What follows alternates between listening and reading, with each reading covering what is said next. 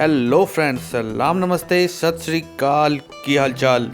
Hope करता हूँ आप सब बहुत बढ़िया होंगे। तो दोस्तों, आज के व्लॉग की स्टार्ट मैं कर रहा हूँ दिल्ली स्थित प्रसिद्ध अक्षरधाम मंदिर के पास से। और आज के व्लॉग में ही मैं ट्रैवल करने वाला हूँ यहाँ से ईस्टर्न पेरिफेरल एक्सप्रेसवे के बागपत इंटरचेंज तक, और साथ ही लेंगे अपडेट देश के पहले इकोनॉमिक कॉरिडोर यानी दिल्ली देहरादून एक्सप्रेसवे पर चल रहे कंस्ट्रक्शन वर्क के बारे में। तो चलिए शुरू करते हैं आज का सफ़र। और आप सामने ये फ्लाईओवर देख रहे होंगे, यह है अक्षरधाम सेतु जो कि दिल्ली को नोएडा से जोड़ता है। राइट साइड जाएंगे तो नोएडा और लेफ़्ट साइड जाएंगे तो दिल्ली की ओर।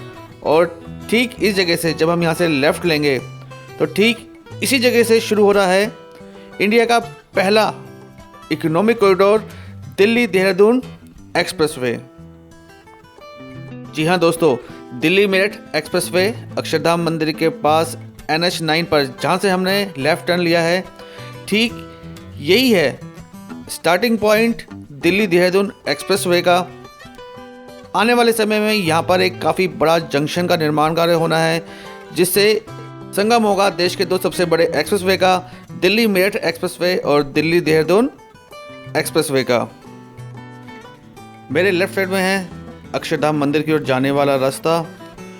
आने वाले समय में इस पूरे एरिया का नक्शा बिल्कुल चेंज हो जाएगा, सूरत बिल्कुल बदल जाएगी इस पूरे क्षेत्र की, क्योंकि एक तरह से देखा जाए जो अभी ट्रैफिक चल रहा है ये सभी ट्रैफिक सर्विस लाइन पे आ जाएगा। जी हाँ दोस्तों, दिल्ली देहरादून एक्सप्रेसवे ग्रीनफील्ड और ब्राउनफील्ड एक्सप्रेसवे दोनों तरह का ही होगा।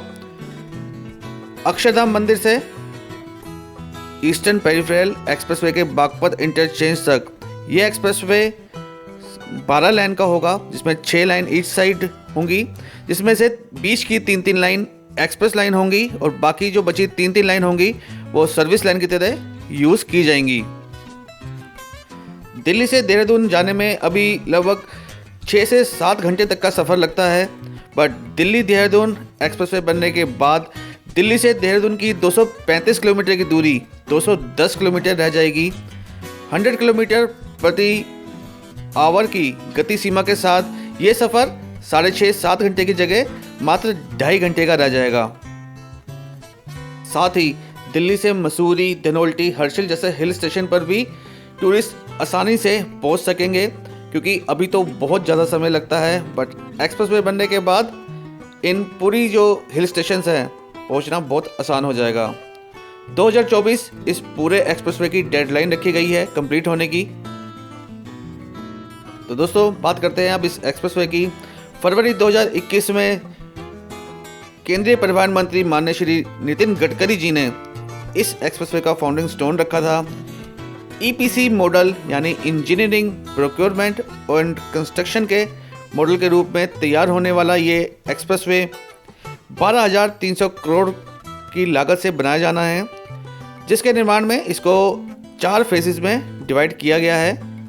इसमें फेज़ 1 अक्षरधाम मंदिर से ईस्टर्न पेरिफेरल एक्सप्रेसवे के बागपत इंटरचेंज तक 31.2 kilometre, phase 2 eastern peripheral expressway के सहारनपुर बाईपास तक लगभग 118 किलोमीटर, फेज़ 3 सहारनपुर बाईपास से गणेशपुर तक 41 किलोमीटर और फेज़ 4 गणेशपुर से देहरादून तक 20 किलोमीटर बनाया जाना है। फेज़ 4 बहुत खास होने वाला है, क्योंकि इसमें जो 15 किलोमीटर का एरिया है वो फॉरेस्ट एरिया होगा, जिसमें भी 12 किलोमीटर का कॉरिडोर वन्य जीवन के लिए बनाया जाना है। वन्य जीवन के सुगमता को ध्यान में रखते हुए बनाया जाना है, जिनमें 2.3 किलोमीटर की ट्विन टनल, 4.8 किलोमीटर एलिवेटेड और 2.1 किलोमीटर हिली एरिया होगा। इसके अतिरिक्त 340 मीटर की एक ट्यूब टनल भी बनाई जानी है। आज के व्लॉग में हम ट्रैवल कर रहे हैं अक्षरधाम मंदिर से ईस्टर्न पेरिफेरल एक्सप्रेसवे के बागपत इंटरचेंज तक, जो कि फेज़ 1 में आता है। तो आज बात फेज़ 1 की ही करेंगे। कंस्ट्रक्शन के हिसाब से भी फेज़ 1 को 2 पैकेजेस में डिवाइड किया गया है, जिसमें से पैकेज 1 NH9 जंक्शन अक्षरधाम मंदिर के पास से गीता कॉलोनी, गांधीनगर, खजूरी खास होते हुए दिल्ली यूपी बॉर्डर तक जाएगा। 14.75 किलोमीटर का ये पार्ट होगा, जिसको 1300 करोड़ की लागत से गवार कंस्ट्रक्शन तैयार करेगी। हालांकि अभी कोई कंस्ट्रक्शन वर्क यहाँ पर स्टार्ट नहीं हुआ है, क्योंकि कोई भी बैरिकेडिंग या कंस्ट्रक्शन वर्क होता हुआ दिखाई तो नहीं दिया है यहाँ पर। पैकेज 1 में ही गीता कॉलोनी से लेकर खजूरी खास तक लगभग 6.4 किलोमीटर का पार्ट एलिवेटेड होगा। जिस जगह से हम अभी जा रहे हैं ये सारा पार्ट एलिवेटेड होने वाला है कंस्ट्रक्शन होने के बाद, क्योंकि अभी तो कोई कंस्ट्रक्शन स्टार्ट नहीं हुआ है। कंपनी है गवार कंस्ट्रक्शन, जो कि यहाँ पर पूरे स्ट्रक्चर का निर्माण कार्य करवाएगी।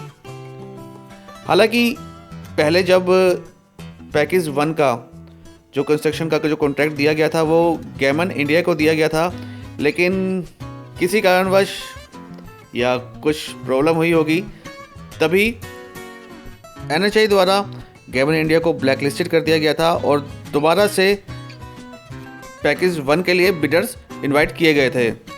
तो अब दोबारा पैकेज 1 का कॉन्ट्रैक्ट दे दिया गया है गवार कंस्ट्रक्शन को। अब देखते हैं कितने समय में वो यहाँ पर कंस्ट्रक्शन का जो निर्माण कार्य है इस एक्सप्रेसवे का शुरू कर पाती है।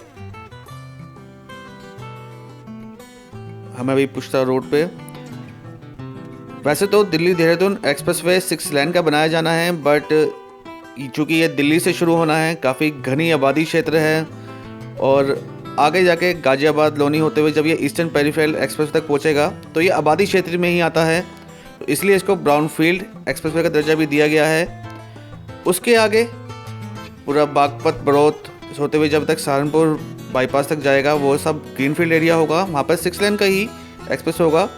बट अक्षरधाम से ईस्टर्न पेरिफेरल एक्सप्रेसवे के बागपत इंटरचेंज तक ये 12 लेन का होगा, जिसमें बीच की 6 लेन्स एक्सप्रेस लाइन होंगी और साइड की जो बची हुई 3-3 लाइन्स बोथ साइड होंगी वो सर्विस लाइन में आएंगी। ये मेरे सामने है सिग्नेचर ब्रिज और उसी के साथ ही यहाँ पर अभी मेट्रो का निर्माण कार्य भी चल रहा है, जिस वजह से काफ़ी जाम यहाँ पे रहता है। बट एक्सप्रेसवे बनने के बाद तो दिल्ली देहरादून एक्सप्रेसवे इस फ्लाईओवर को भी ओवर पास करता हुआ अपनी मंजिल की ओर जाएगा। अभी अगर इस समय से देखें तो अक्षरधाम से बागपत तक जाने में लगभग 3 से 4 घंटे का समय लग जाता है, क्योंकि ट्रैफिक बहुत ज़्यादा है इस एरिया में, कंजेशन बहुत ज़्यादा है। तो होप करते हैं कि बहुत जल्द ये एक्सप्रेसवे बन के तैयार होगा। हालांकि अभी तो कोई काम होता हुआ यहाँ पर दिखाई नहीं दे रहा है पैकेज 1 में स्पेशली। जैसा कि आप जानते ही हैं कि Delhi Saharanpur national highway 709B का जो 3rd फेज़ था, यानी अक्षरधाम मंदिर से ईस्टर्न पेरिफेरल एक्सप्रेसवे के बागपत इंटरचेंज तक, वो अब दिल्ली देहरादून एक्सप्रेसवे का फेज़ 1 है, यानी दोनों रूट अब सेम ही हैं। तो Delhi Saharanpur national highway 709B को भी इंतज़ार रहेगा दिल्ली देहरादून एक्सप्रेसवे के इस फेज़ के तैयार होने का, क्योंकि तभी नेशनल हाईवे 709B की कनेक्टिविटी दिल्ली के साथ हो पाएगी। तो गाजियाबाद उत्तर प्रदेश में आपका स्वागत है, वेलकम टू उत्तर प्रदेश। ये है दिल्ली यूपी बॉर्डर और दिल्ली देहरादून एक्सप्रेसवे के फेज़ 1 का पैकेज 1 भी यहीं तक था। यहाँ से फेज़ 1 का पैकेज 2 शुरू हो जाता है दिल्ली यूपी बॉर्डर से ही स्टार्ट होकर लोनी देहात मंडोला होते हुए ईस्टर्न पेरिफेरल एक्सप्रेसवे के बागपत इंटरचेंज तक जाएगा। 1900 करोड़ की लागत से बनने वाला ये पार्ट 16.85 किलोमीटर लंबा होगा, जो कि यूपी में ही पड़ेगा। और 16.85 किलोमीटर के इस पार्ट में आप अंदाज़ा लगाइए कि 11.2 किलोमीटर का पार्ट एलिवेटेड होगा। जी हाँ दोस्तों, 11.2 किलोमीटर का पार्ट इस पैकेज में एलिवेटेड होने वाला है। तो अंदाज़ा लगाइए 100 किलोमीटर की स्पीड से इस पूरे पार्ट को पार करने में आपको कितनी देर लगेगी। मैक्सिमम टू मैक्सिमम 10 मिनट आपको पैकेज 2 को क्रॉस करने में लगेंगे। और कंस्ट्रक्शन कंपनी है यहाँ पर गायत्री प्रोजेक्ट्स, जिसको कॉन्ट्रैक्ट सबसे पहले मिल चुका था, बट काम की पोजीशन तो आप देख सकते हैं कि दिल्ली यूपी बॉर्डर से हम यहाँ पर लोनी मोड़ तक आ चुके हैं और कहीं कोई भी काम होता हुआ अभी तक हमें दिखाई नहीं दिया है। लोनी देहात का ये एरिया, बट अगर कंस्ट्रक्शन वर्क की बात की जाए यहाँ पर तो 0। लेफ्ट में है ट्रोनिका सिटी और साथ ही लगता हुआ थाना ट्रोनिका सिटी। हालांकि आप देख सकते हैं यहाँ पर भी जो हाईवे है, जो पुराना हाईवे है, वो भी 4 लेन है और इसकी भी अपनी एक अलग स्टोरी है। 2017 से पहले जो गवर्नमेंट थी उसने भी इस हाईवे को, जो कि जिसका पहले नाम था यमुनोत्री हाईवे, का कॉन्ट्रैक्ट एक ऐसी कंपनी को दिया था जिसका कुछ अता पता ही नहीं। कागजों में इस पूरे हाईवे को तैयार करके अपनी पूरी पेमेंट लेके गायब हो गई। स्कैम कह सकते हैं इसको आप। बट 2017 के बाद सरकार यूपी में भी चेंज हुई और इस हाईवे को, जो स्टेट हाईवे था, NHAI के हवाले कर दिया गया और इसका नाम रखा गया NH 709B। बट बाद में जब दिल्ली देहरादून एक्सप्रेसवे का प्रोजेक्ट बना तब हाईवे का ये पार्ट एक्सप्रेसवे बदल गया। और ट्रोनिका सिटी से बागपत स्ट्रीट जाते हुए ये पहला यहाँ पर मुझे बैरिकेडिंग मिली है, जो कि गायत्री प्रोजेक्ट्स की है, जहाँ पे अभी पाइलिंग हो रही है। और यकीन मानिए बस यही 100 मीटर का एरिया था जहाँ पे अभी पाइलिंग वर्क स्टार्ट हुआ है। रोड वाइडनिंग यहाँ पे अभी तो नहीं हो पाई है। जिस एरिया में बैरिकेडिंग लगी थी 100 मीटर के एरिया में, बस वहीं पर ही रोड वाइड हुई थी। हालांकि उसके आगे राइट साइड में मैं देख सकता हूँ रोड वाइडनिंग के लिए मिट्टी की खुदाई चल रही है। बट अभी एक्सप्रेसवे के लायक काम होता हुआ कहीं पर भी नज़र नहीं आया। आप यहाँ पर भी देखिए, लेफ्ट साइड में रोड वाइडनिंग के लिए जो सड़क की खुदाई चल रही है अभी। मुझे याद है मैं लास्ट व्लॉग जो मैंने इस एक्सप्रेसवे के अपडेट का बनाया था फेज़ 1 का, वो शायद जून में बनाया था। तब तक पैकेज 2 का जो कॉन्ट्रैक्ट है वो गायत्री प्रोजेक्ट को दिया जा चुका था और सॉइल टेस्टिंग का काम चल रहा था, कर चुकी थी कंपनी। बट अगर उसको भी माने तो जून से अब तक लगभग 6 महीने हो चुके हैं और काम के नाम पर तो इस एक्सप्रेसवे पर यही चल रहा है। हालांकि देहरादून एक्सप्रेसवे की जो डेडलाइन है कंप्लीट होने की वो 2024 रखी गई है, मार्च 2024। बट जो फेज़ 1 है अक्षरधाम से लेकर ईस्टर्न पेरिफेरल एक्सप्रेसवे के बागपत जंक्शन तक, उसकी जो डेडलाइन रखी गई है वो जनवरी 2023 रखी गई है। तो देखा जाए तो लगभग 1 साल का वक्त हो चुका है यहाँ पर कंस्ट्रक्शन वर्क चलते हुए। और कंस्ट्रक्शन वर्क के नाम पर तो यहाँ पे मैं 0 ही कहूँगा, कुछ भी नहीं। पुलिस चेक पोस्ट डूंडाहेड़ा, तो गाजियाबाद ज़िले से बागपत ज़िले में हम प्रवेश कर चुके हैं। बट अगर कंस्ट्रक्शन वर्क के बारे में बात करो तो यहाँ पर सिर्फ पुरानी जो हाईवे है, पुरानी जो रोड है, उस पर पैचेस का ही काम हुआ है और वो पैचेस भी बनते साथ ही ख़त्म हो गए हैं। इतनी बढ़िया क्वालिटी में वो पैकेज जो सड़क पे पैचेस कंस्ट्रक्ट किए गए थे, जो रिपेयर की गई थी, उनका भी यही हाल। आगे जाके एक और आबादी क्षेत्र हसनपुर मसूरी। और आगे बढ़ते हुए हम पहुंचे यहाँ खेकड़ा। यहाँ दोस्तों नगर पालिका परिषद खेकड़ा आपका हार्दिक स्वागत करती है। आउटर एरिया में कंस्ट्रक्शन वर्क पहले होता है, आबादी क्षेत्र में बाद में, जैसे कि NHAI के हर प्रोजेक्ट में ही होता है। बट यहाँ पर तो अभी तक जो दिखाई दिया वो 0 ही था। बट खेकड़ा से आगे यहाँ पर फिर से एक बार बैरिकेडिंग दिखाई दे रही है गायत्री प्रोजेक्ट्स द्वारा।